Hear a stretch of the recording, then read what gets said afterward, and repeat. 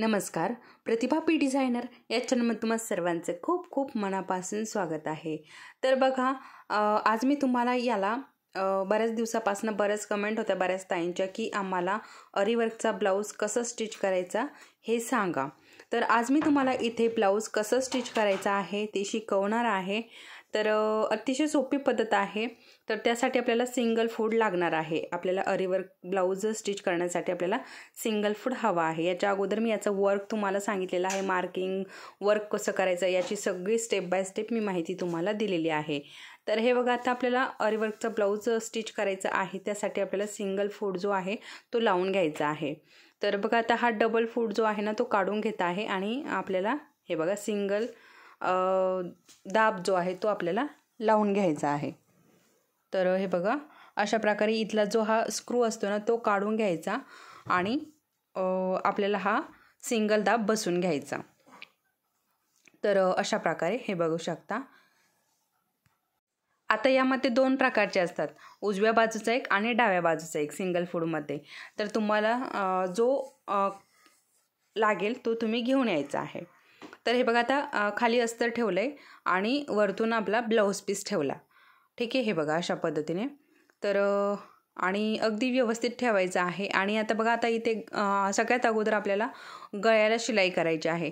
तर chain stitch आपण दिलेले आहे. तर आता इथे 5 चेन स्टिच दिल्या तरीही चालतात. मी तुम्हाला जेव्हा आपण हे वर्क केले ना त्याच व्हिडिओमध्ये सांगितलेलं आहे. तर हे बघा, अगदी व्यवस्थित जिथनं आपण मार्किंग केले ना तिथे व्यवस्थित असं ठेवायचं आहे. आणि हे बघा, अगदी व्यवस्थित. आता सिंगल फूट लावलेला आहे आपण, त्याच्यामुळे काय होतं ना, फक्त आपली जो सिंगल अजिबात असं शिलाईची जागा राहत नाही, अगदी थोडीशी राहते. तर आपण 5 जर तिथे चेन स्टिच दिल्या तर अजिबात कुठलाच आपला ब्लाऊजचा जो कपडा आहे तो अजिबात दिसत नाही. असं वाटतं की पूर्ण गळ्याला जे आहे ना पूर्ण वर्कच केलेलं आहे असं दिसतं. परंतु मी इथे 3च लाईन दिलेल्या आहे चेन स्टिचच्या, बघू तुम्हाला दाखवलेलं आहे मी.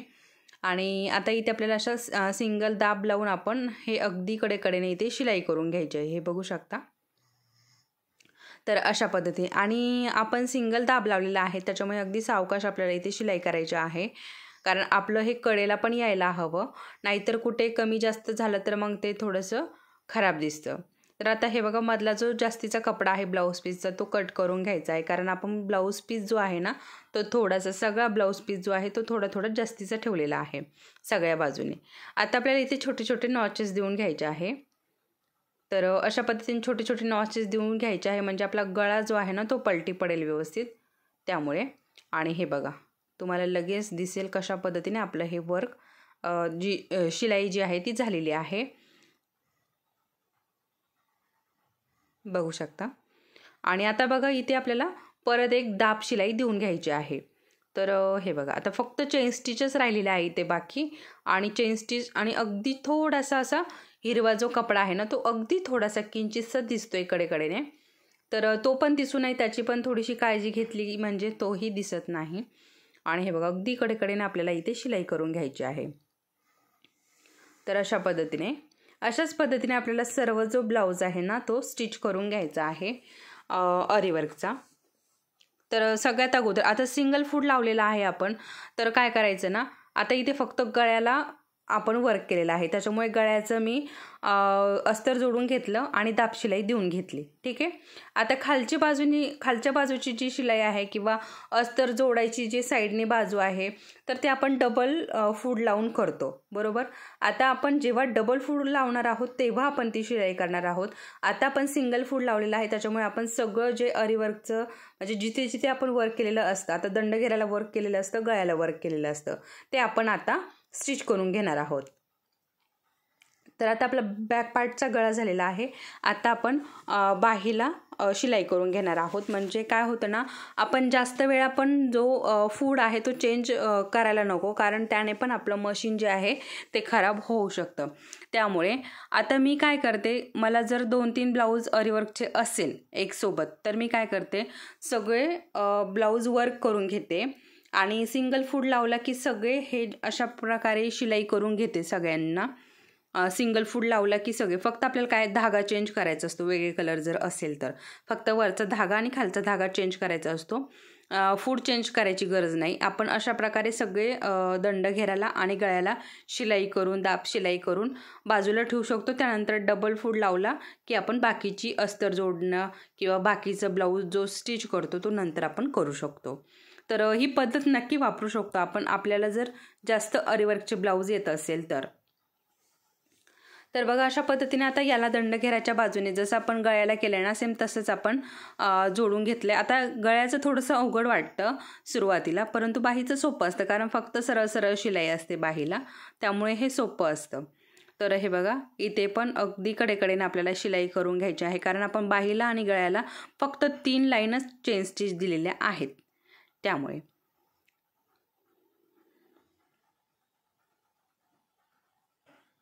तर हे बघा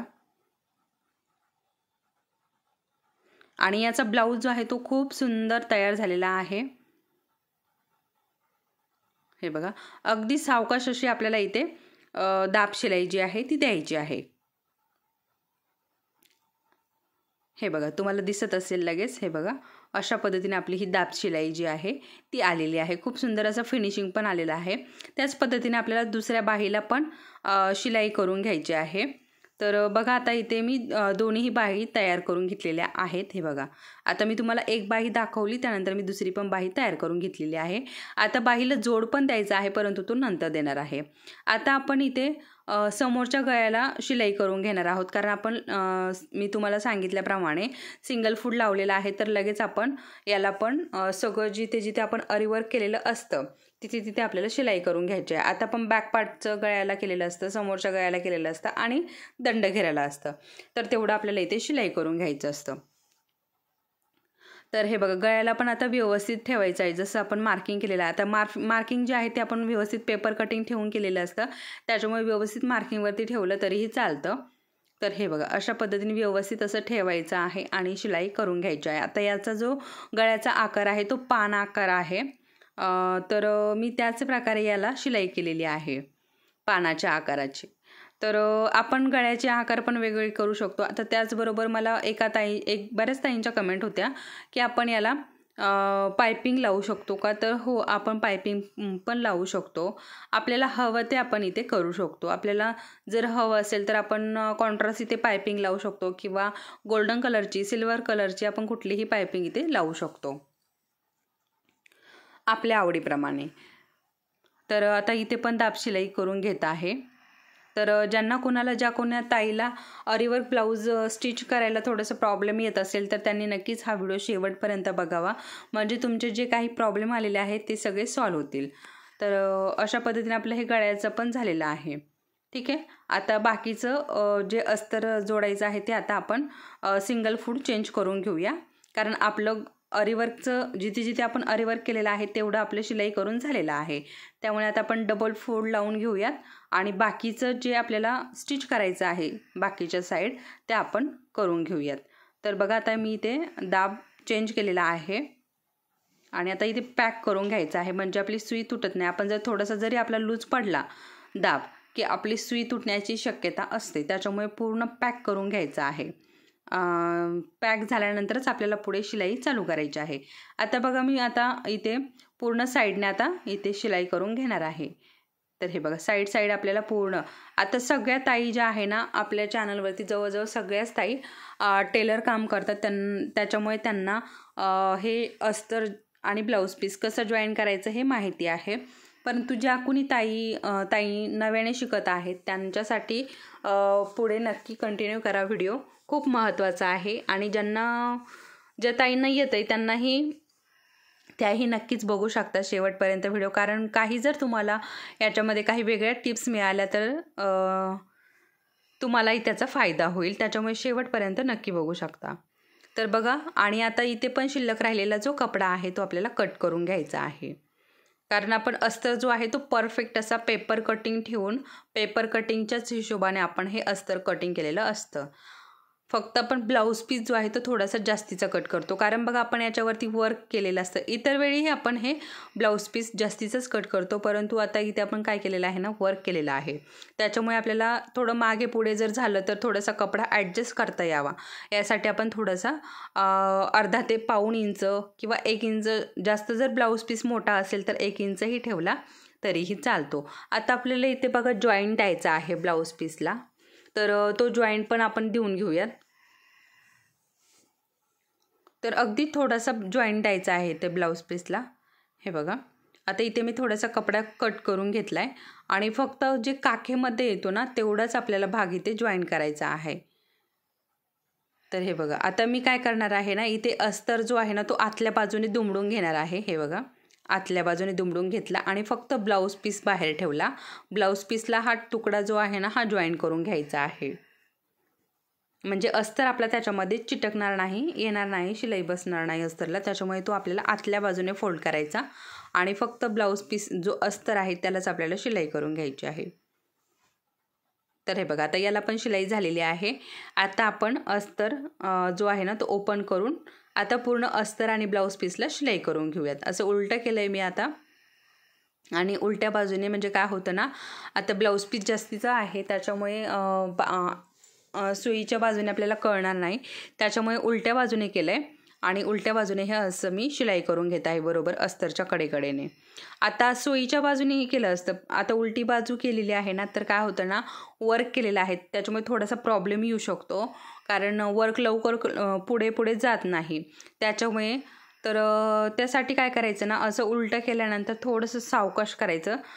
जसं आपण साधा ब्लाऊज शिवतो तसं आपण वर्क केलेला ब्लाऊज नाही स्टिच करू शकत, कारण थोडासा वेळ लागतो. त्याच्यामुळे तुम्ही शिलाई थोडीशी जास्त वाढवून घेतली तरी चालते, परंतु सावकाश ब्लाऊज स्टिच करायचा आहे. वेळ लागेल तरीही चालेल. तुम्ही आपली जी शिलाई आहे त्या शिलाईपेक्षा थोडेसे पैसे वाढवून घ्यायचे अरीवर्कच्या ब्लाऊजला, कारण याला आपल्याला सिंगल दाबही लावायचा असतो त्यामुळे. कारण आता नंतर आता मी इथे तुम्हाला हे शिकवलं शिलाई कशी करायची, त्याच्यानंतर कमेंट्स पण येतील की अरीवर्कचा ब्लाऊज आपल्याला स्टिच करायचं तर मग त्याची शिलाई किती घ्यायची काय, कारण वर्क पण केलेलं ब्लाऊज असेल ना त्याच्या खाली कमेंट खूप येतात.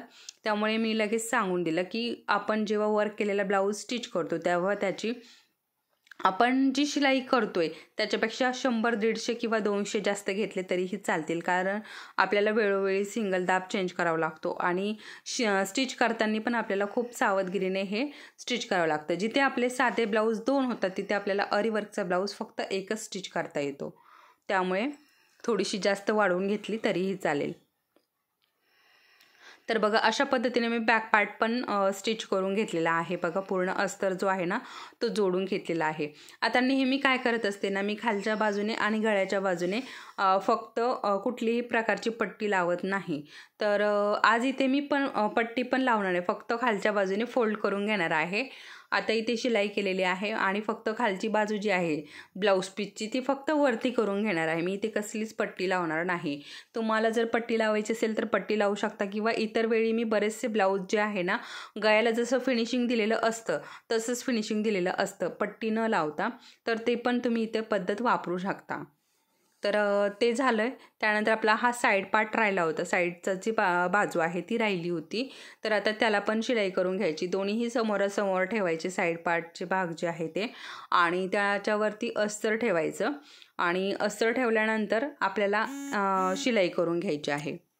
तर हे बघा, आणि हे बघा अशा पद्धतीने अस्तर आणि जो ब्लाऊज पीस आहे तो आपल्याला स्टिच करून घ्यायचा आहे.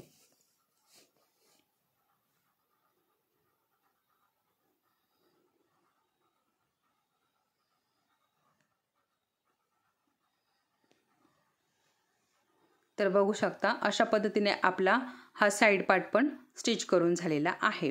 आता साईड पार्ट स्टिच करून झाल्यानंतर याचा पण जो शिल्लक राहिलेला कपडा आहे कडेकडेने तो पण आपल्याला काय करायचा आहे, कट करून घ्यायचा आहे.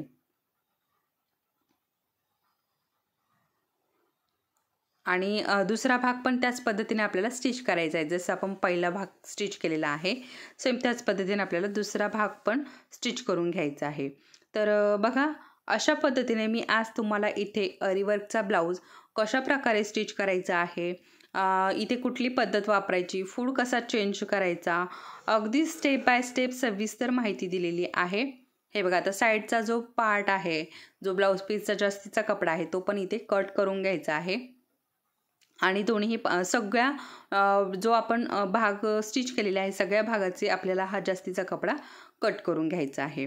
तर तुम्हाला नक्की हा व्हिडिओ आवडला असेल, कारण मी खूप महत्त्वाची माहिती दिलेली आहे. कारण बऱ्याच ताईंच्या खूप दिवसापासून कमेंट होत्या की आम्हाला स्टिचिंगचा व्हिडिओ दाखवा. तर त्यामुळे मी वर्क कसं करायचं, स्टिचिंग कसं करायचं, सर्व काही वेगवेगळे व्हिडिओ आहे, परंतु सगळे तुमच्यासोबत शेअर केलेलं आहे. याचं मार्किंग, बोटनेकचं मार्किंग, डीपनेकचं मार्किंग, त्याचं वर्क आणि आजच्या व्हिडिओमध्ये अस्तर आणि ब्लाऊज पीस कसं जोडायचा याची माहिती दिलेली आहे. आता पुढच्या व्हिडिओमध्ये हा ब्लाऊज पूर्ण कसा जोडायचा, समोरचा भाग, बॅक पार्टचा भाग, याची पण माहिती देणार आहे. पुढच्या क्लास जो आहे तो याचीच माहिती असणार आहे. तर हा व्हिडिओ आवडला असेल तर लाईक करा, शेअर करा, सबस्क्राईब करा. परत भेटूया. धन्यवाद.